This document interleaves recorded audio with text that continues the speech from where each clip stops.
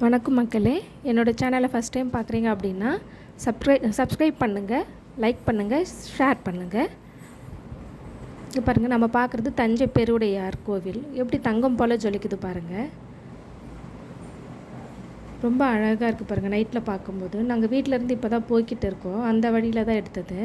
நாங்கள் காலையில் தான் போக போகிறோம் கோவிலுக்கு, இப்போ போகலை. இங்கே பாருங்கள், காலையில் இப்போ தான் போகிறோம் ரூமில் இருந்துட்டு. எவ்வளோ அழகாக இருக்குது பாருங்கள். வெளியிருந்து பார்க்கவே அவ்வளோ பிரம்மாண்டமாக இருக்குது. சொல்லவே முடியல என்னால். ஃபஸ்ட் டைம் பார்க்குறேன்.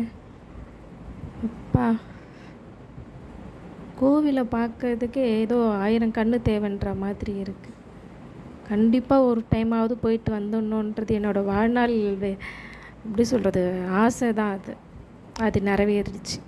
என் ஹஸ்பண்ட் தான் கூட்டிகிட்டு போனாங்க. இது வெளியே மதில் சுவர் சொல்லுவாங்களா, ஏதோ கோட்டை மாதிரி இருக்குது பாருங்கள் பார்க்குறதுக்கே. அப்படி இருக்குது. உள்ளே போகலாம். இங்கே பாருங்கள், இதுதான் என்ட்ரன்ஸு. உள்ளே நுழைவுது. இதை ஃபஸ்ட்டு என்ட்ரன்ஸ் இது தான். எப்படி இருக்குது பாருங்களேன். நான் நிஜமாக நான் இந்த மாதிரியான பெரிய மதில் சுவர் வச்சு இவ்வளோ பெரிய என்ட்ரன்ஸ் இருக்கிற ஒரு கோவிலை என்னோடய வாழ்நாளில் முதல் முறையாக பார்க்குறேன். அப்பா, நான் ஃபோனில் எடுக்கிறேன் வீடியோ, அதனால தான் டைரெக்ஷன் மாற்றி எடுக்கிறேன். ஏன்னா எதையுமே மிஸ் பண்ணக்கூடாதுன்ற ஒரு ஆசை தான் எனக்கு. நாங்கள் போனது ஆக்சுவலாக க்ளோசிங் டைம்ன்றதுனால நிறைய எடுக்க முடியல. கொஞ்சம் வேகமாக எடுத்துக்கிட்டு போயிட்டேன். இங்கே பாருங்கள், உள்ளே நுழையிறது தான் நுழைவாயில். இது அவ்வளோ அழகாக இருக்குது பாருங்கள். இங்கேருந்து பார்க்கும்போது அடுத்த கோபுரம் எப்படி இருக்குது பாருங்கள். அவ்வளோ அழகாக இருக்குது பாருங்களேன். அப்பா, செம்மையாக இருக்குங்க. ஆனால் நல்ல வெயில் தெரியுமா. அவ்வளோ நல்ல வெயிலில் நுழைய வாயில். இங்கே பாருங்கள், சைடில் பார்த்தீங்கன்னா பச்சை பசேல்னு புல் வளர்த்து வச்சுருக்காங்க. தஞ்சைனால நெற்களஞ்சியம் சொல்லுவாங்கள்ல, அது எவ்வளோ பச்சை பசேல்னு இருக்கும். ஸோ அதுக்கு ஏற்ற மாதிரி இங்கே வளர்த்து வச்சுருக்காங்க. அடிக்கிற வெயிலுக்கு இதை பார்க்கவே நல்ல குளிர்ச்சியாக இருக்குது கண்ணுக்கு. 2 சைடுமே தான் இருக்குது. அழகாக இருக்குது. ரொம்ப அழகாக இருக்குது. உங்களுக்கு வீடியோவில் எவ்வளோ பச்சையாக தெரியுதுன்னு பாருங்களேன்.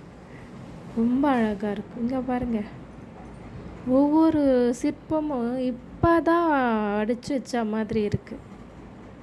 அவ்வளோ அழகாக இருக்குது. எப்படி தான் இதெல்லாம் செதுக்கி வச்சுருப்பாங்கன்னே தெரியல. இங்கே பாருங்கள், இந்த கோபுரத்தை அப்படி உட்காந்து பார்த்துக்கிட்டே இருக்கலாம் போல். வேறு எதுவுமே தேவையில்லை என்னோடய வாழ்நாள்லன்னு தோணுது.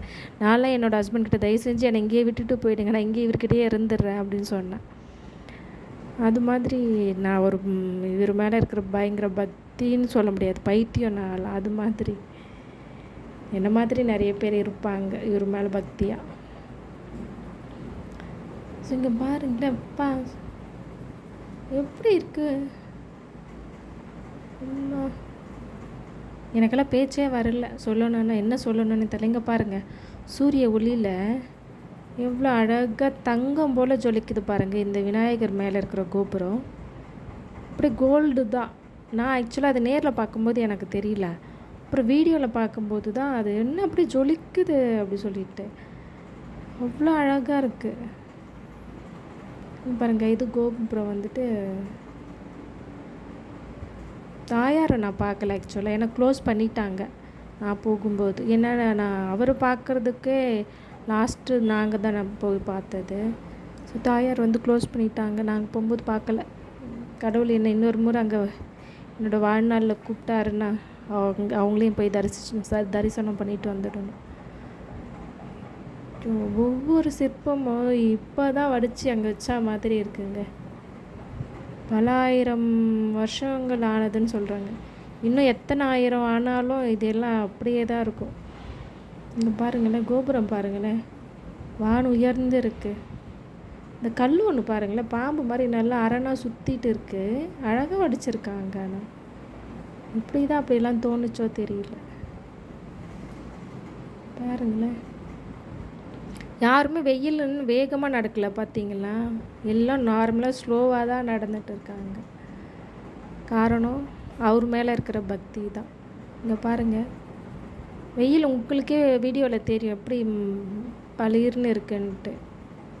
ஐயோ! ஒவ்வொரு சிலையும் பாருங்கள், நான்லாம் அப்படியே டைம் ஆகுதுன்னு சொல்லிகிட்டே இருந்தாங்க. இருந்தாலும் பரவாயில்ல இருப்பா அப்படின்னு. இங்கே பாருங்கள், கோபுரம் பாருங்களேன்.